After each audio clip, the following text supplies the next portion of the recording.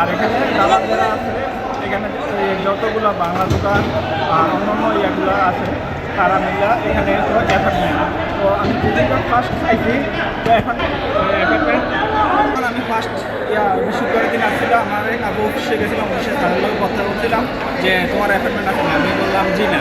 তো অ্যাপার্টমেন্ট কীভাবে লোতে হবে তো আমি জানি না। তো আমি বাংলা দোকানে গেলাম যে ভাই যে আমি তো নতুন আছি ই ফাস্টফুড বানানোর জন্য, আমার মধ্যে শত শত বাঙালি আছে যারা আগ্রহী ই ফাস্টফুড বানানোর জন্য।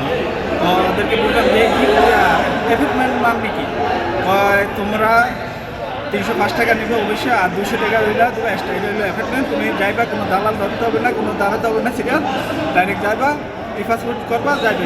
এই হলো অ্যাপার্টমেন্ট। তো এখানে প্রতিদিন 200 কি 250 লোক আমাদের মতো সাধারণ পাবলিক নেই, আর সব পাবলিক অ্যাপার্টমেন্ট নিয়ে নিতে হয়। প্রতিজনকে কারো কাছে 50 টাকা, কারো কাছে 100 টাকা, নানা ধরনের হয়রানি হতে হয়।